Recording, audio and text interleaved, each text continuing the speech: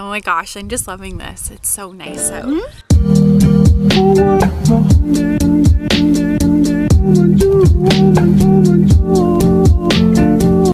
Hey guys, hi. Okay, so we're outside. It's gorgeous out. We're just getting into the planting season. I haven't planted anything in my beds yet, but I was just taking a little bit of time to do some weeding. A little bit every day helps, right? You don't have to do it all at once. Oh yeah. Might you do that? Oh yeah. So it kind of takes the pain away of weeding when I can do a little bit every day, especially when it's beautiful like it is today. It's just a nice chance to enjoy the outside. Next weekend, we're gonna buy some vegetable plants. I'm gonna film that, us going to the garden center. It's actually gonna be a part of my birthday. It's just doing a bit of a garden center tours. Just do a little shop with me, and then we'll do a plant haul. So there'll be lots of vegetable plants, herb plants, might get a couple of things like strawberries and some flowers, but for the most part it's going to be for the vegetable gardens first. So I'll take you along with me for that. We are going to do a DIY arch over that walkway right there on how to build a wooden arch. The way that I'll do it, I'll just take you along with me for it. I'm also gonna plant 2 climbing roses on either side. I've mentioned that in my previous video, but I'll take you guys along for the ride for that. And I'm just gonna plant 1 on each side with the hopes that hopefully by next year, they'll be able to climb right over top, which will be really beautiful and whimsical. So we're gonna do that. Next video is gonna be a DIY herb planter. Making yourself a little garden container, a little planter, a little herb garden that you can have on your deck, or if you have a small space that you are planting in, like a balcony, it's a good way of having it. I like to have it close by the barbecue in the back door. So if I'm making a lemon mint drink, I can just grab the mint right there. Or if we are cooking and we're cooking something on the barbecue and I just want to grab something quick and I don't want to walk down to the garden, it's a good way of doing that. We're gonna make our DIY plant labels. I made them last year and they were a hit. All my friends and family who saw them loved them. So I put them on Etsy. I'll show you what they look like here. So I'll also put the link down to where they are in my Etsy shop as well, with a coupon code that you can use to save 10% on your order. These garden stakes, they're really easy to make, especially if you have a Cricut. They're also durable. So I've left mine outside in the winter by accident, and they're still good by summertime. You can reuse them or you can take them in with you. I actually don't put them out in my big garden just because there's too many items. I do label everything, but with these kind of ones, I like to have them somewhere where people see them. I think that as the garden gets bigger and going, you're not really noticing the plant labels. But for the herb garden, when I have that, I want that to have the nice plant labels. That's often where I'll put them. So yes, so that's what we're gonna do. I hope you're enjoying a beautiful sunny day. If you aren't, I love that you're watching something like this where you're getting ready for your garden season. Doing stuff like this and having a hobby like gardening is such a good feeling thing to do. In long winters, this is what I think of. Sometimes it feels like you're waiting forever for the garden season. It comes and you're so busy and it goes by so fast. So this year I'm just trying to appreciate it, doing things like weeding. I have a lot of weeds going on. So these are what we're going to be making. They look like this. These ones I made for myself with some of my favorite herbs, just so I can use them in our DIY herb garden we'll be making next week. They're one of the same fonts I use on Etsy that I sell. You can choose whatever font you want to use in yours today. Okay, so the number one, first thing that you want is the plant labels you're gonna use. Now, these are Mackenzie, which you can get from Home Depot, but I know the dollar store does sell them. They used to sell them in this style before. So I went to the garage, these ones. So these are the ones from the Dollarama, just to show you. They're pretty good, like good quality. You can see I opened them and I used them for a little garden planter that we had. But those are really nice too. So you can do the same project on these guys and it will work. Okay, you're gonna want your Cricut mat. Mine's pretty beat up, but handy dandy Cricut mat. The vinyl for your Cricut. I always use black. Normally I just order it off Amazon from this brand, Oracle. And I find it the best. You get the most value for the money and it comes in squares, which I love. I want something to transfer, so this is application tape pack for Cricut.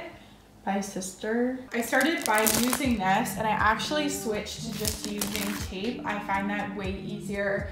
It's more affordable and I find it a lot easier. And of course you need your Cricut if you're gonna use a Cricut to do it. I've had my Cricut for about 2 years. I'm very lucky. It was a birthday gift. And I think if you are looking to start an Etsy shop, it is a good spot to start off with an ability to make something. Is you can start with personalized vinyl. If you are looking to start your own Etsy shop, I'll link my video on how to start an Etsy shop above. In this past year, I've made over 2,500 sales, and I don't think I would have done it without having the inspiration of a tool that helped me make it. So I always think investing in the right tools is the best way of doing it. Of course, if you don't have a Cricut, you can start crafting wherever you are at the point of your life, where you can start with these garden stakes. You can start with stickers that you get at the dollar store, Walmart, or Amazon, and just use that as your starting off place and create things that you love that help to support the energy that you want around you to inspire you. And above us is a sign that says homemade, and how perfect is that? Okay, so I'm gonna show you how to do it from the other side, from the computer perspective. So first we're gonna choose our font. We're gonna type out what our garden stakes will say, and then I'll show you how to save it and re-upload it into the Cricut design space. Okay, let's do this. So all you're gonna do is go to canva.com. You go to create a design, and then you can go to, there should be one for US letter. You're gonna wanna add text. So you just click text. You can choose one of these font combinations. I just like to add a heading and then I'll change my text. So depending what you want, you could say if you wanted a script, you could type in script and then all of the script options would come up. Keep in mind, you'll want something that's a little bit thicker so it's easier to weed out and be able to transfer. Now you're just gonna go into your Cricut design space. So you're gonna go new project and you're gonna wanna upload your PNG. So upload image, browse. And I always click complex because you want it to give the best quality it can. Continue, and then take a look and see if it's exactly how you want it to look. This blue and white checkers just means that that's going to be transparent. If you just had a white file background and it wasn't transparent, here's where you can delete and choose what you want to select and have in and what you don't. So that's handy. And then cut image or print then cut. In this case, it's a cut image. So click upload, and then you just click it, insert images. Okay, so here it is. So on here, it's showing Canadian 16 centimeters, so that's way too big. So I know in my mind, basically I want the biggest word to be a little under 6. So that's the right size for me. And then I just go make it. Okay. So it shows you how big it would be on the mat. I think that's gonna be way too big, so I'm gonna go back. So you wanna go back, go to canvas, and I'm gonna make it about 4 in this case because my biggest word is Swiss chard, which isn't as long as some of the other ones I use as a measure for 6. So if you look at it, you can just see how big it will be. Okay, it is, yeah, that looks good. That looks good to me. Okay.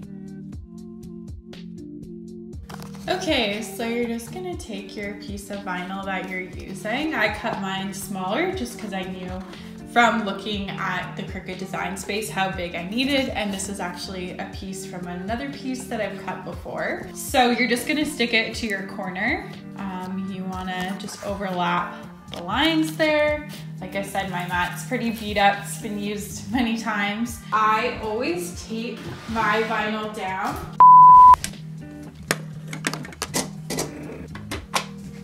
I have my Cricut on the floor. Please tell me, how do you store your Cricut and is it in the same spot when you use it? I have the worst time trying to decide where to keep it, where there's enough space for it to feed through. So let me know. Comment below if you have any ideas on where I can keep it or what you do to make sure that you have it in a spot that makes sense. So tell me. You're just gonna switch it to vinyl like that. Gonna load your Cricut mat in. I always check it. Yep, locked and loaded. And then press go. Does anyone else get scared when their Cricut's cutting? I have like this weird fear, like I'm scared it's gonna mess up. I've had it happen to me before. So I feel like every time the Cricut's going, I'm like, I need to leave the room, it's too stressful. Maybe it's the noises, I don't know, but I just always leave. Waiting for my Cricut light.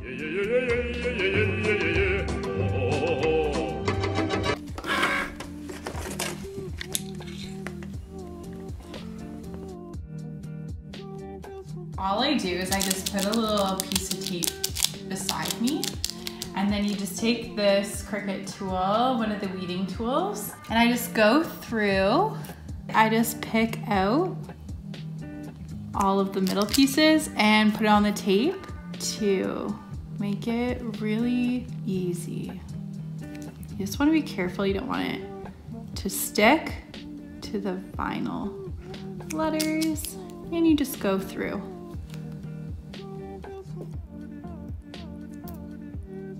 Looks good. But you're just gonna open up your plant labels.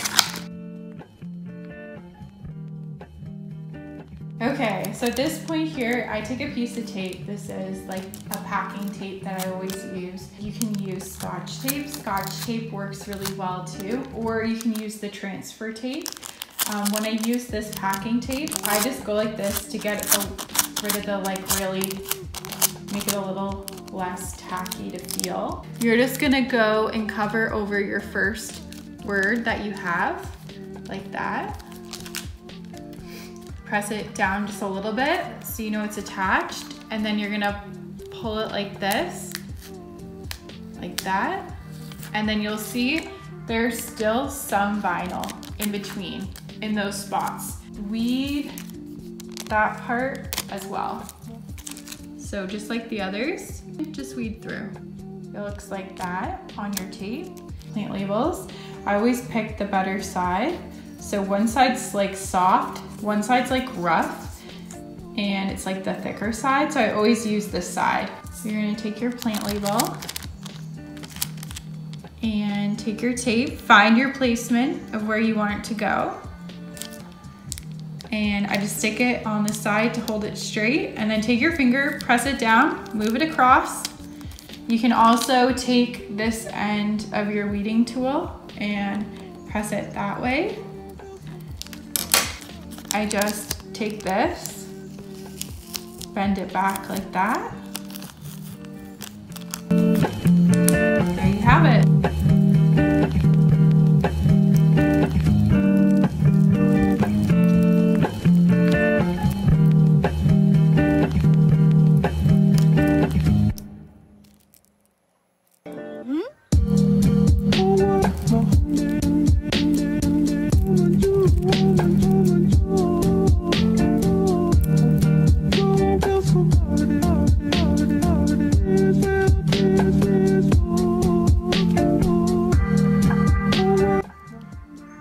We did it, we're done. Yay! How did you guys make out? Did you try it too?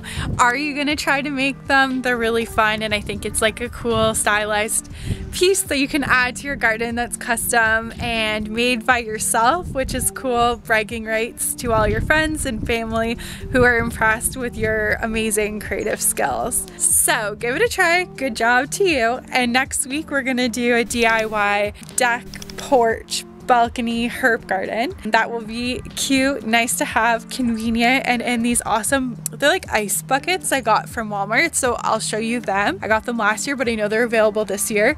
So make sure that you like and subscribe this video, and then I'll see you next Friday. Bye